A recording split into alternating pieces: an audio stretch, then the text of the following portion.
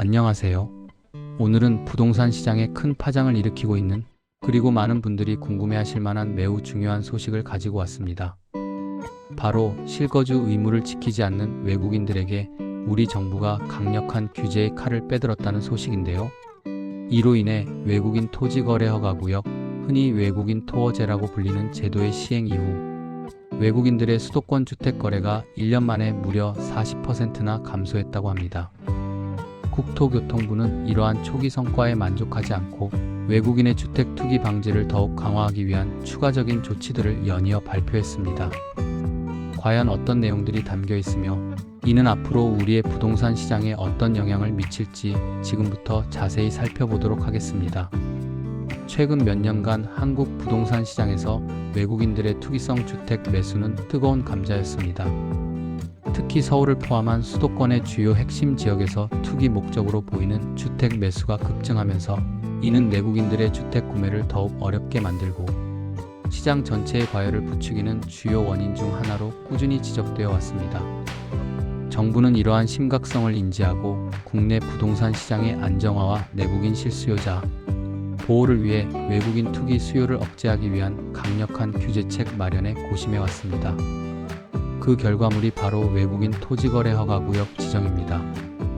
이 토지거래 허가구역은 외국인이 대한민국에서 주택을 취득할 경우 해당 주택에 대해 최소 2년 동안 실거주해야 하는 의무를 부과하는 제도입니다. 만약 정당한 사유 없이 실거주 의무를 지키지 않을 경우에는 법적으로 이행강제금이 부과될 수 있기 때문에 단순한 시세 차익만을 노리고 주택을 매입하는 투기성 거래를 원천적으로 차단하겠다는 정부의 강력한 의지가 이 제도에 담겨 있습니다. 이 제도의 적용 지역은 수도권의 상당 부분을 포함하며 구체적으로는 서울 전역 그리고 경기도의 대부분 지역, 인천의 주요 자치구에 이릅니다. 경기도의 경우 양주시, 이천시, 의정부시, 동두천시, 양평군, 여주시, 가평군, 연천군을 제외한 23개 시군이 해당되며 인천은 동구, 강화군, 옹진군을 뺀 7개 자치구가 포함되어 사실상 수도권, 주요 지역 대부분이 규제 대상이 된 것입니다. 이러한 강력한 규제책은 시행되자마자 즉각적이고 가시적인 효과를 나타냈습니다.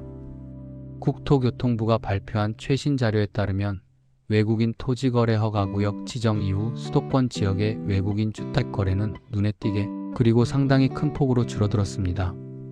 지난해 9월부터 11월까지 3개월 동안 수도권 지역의 외국인 주택 거래는 총 1,080건으로 집계되었는데 이는 전년도 같은 기간의 1,793건과 비교했을 때 약 40%라는 놀라운 감소율을 보였습니다. 이 정도의 감소폭은 정부의 규제책이 시장에 매우 효과적으로 작용했으며 외국인 투기 수요를 실질적으로 억제하는 데 성공했음을 명확히 보여주는 지표라고 할 수 있습니다. 지역별 감소폭을 좀 더 자세히 살펴보면 그 의미가 더욱 명확해집니다. 전체 외국인 주택 거래량 중 경기도가 66.1%를 차지했고 인천이 17.3%, 서울이 16.6%를 기록했습니다. 특히 서울의 감소폭이 가장 두드러졌는데 서울은 1년 전보다 49%나 줄어든 179건의 거래량을 기록하며 외국인 매수세가 크게 위축되었음을 보여주었습니다. 그 중에서도 서초구, 강남구, 송파구, 용산구 등 소위 강남 4구로 불리는 고가 주택 밀집 지역의 감소폭은 평균 48%에 달했습니다. 특히 서초구는 20건에서 단 5건으로 급감하며 무려 75%라는 엄청난 감소율을 보였습니다.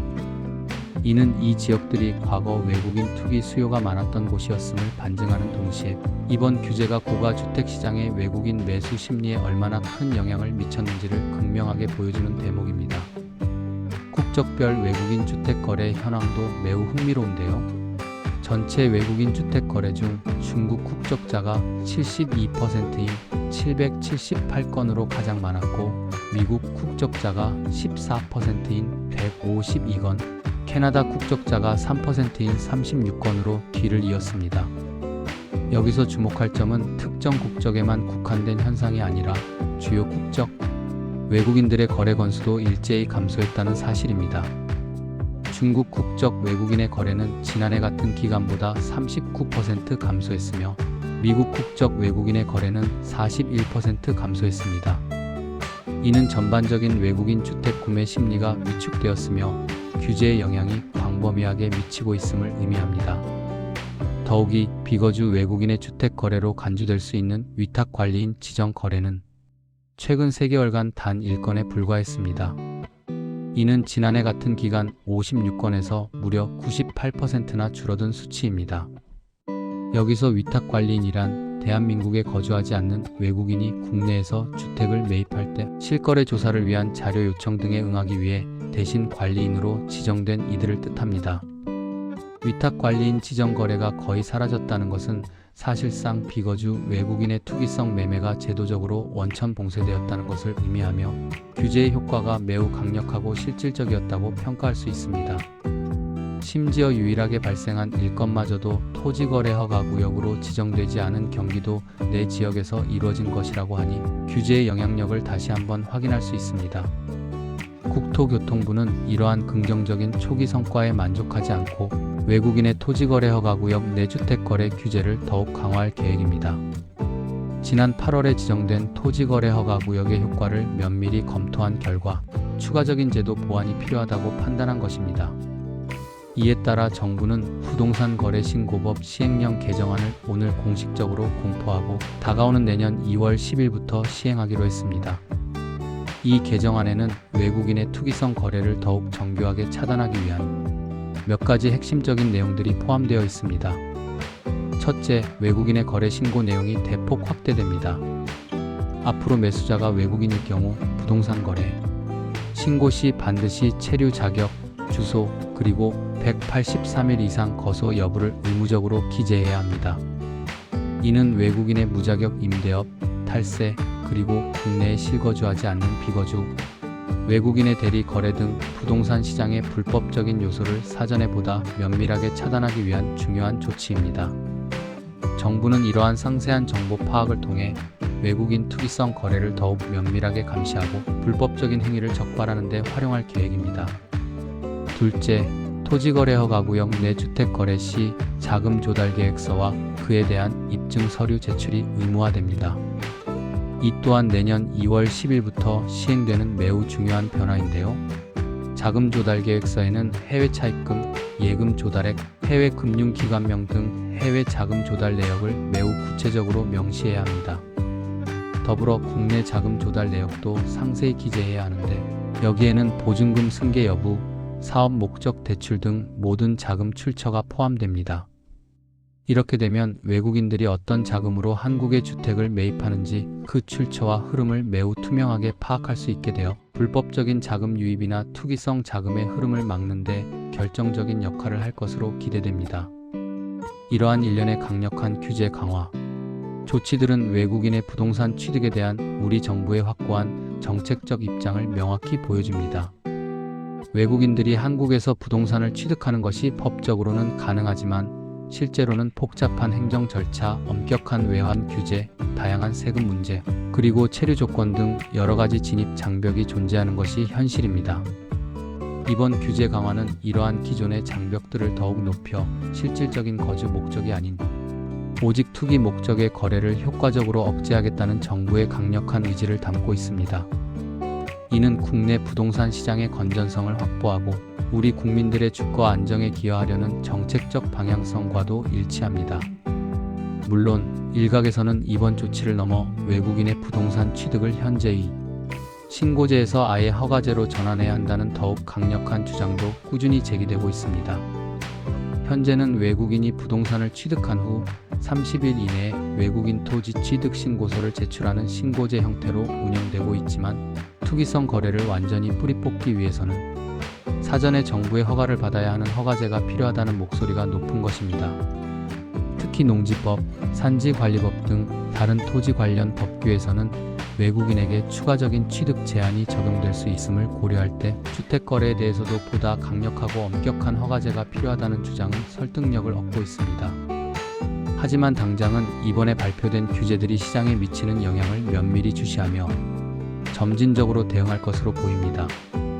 현재까지의 규제 효과는 분명히 긍정적이며 앞으로 시행될 추가적인 조치들 또한 외국인의 투기성 주택 매수를 효과적으로 억제하는 데 큰 역할을 할 것으로 기대됩니다.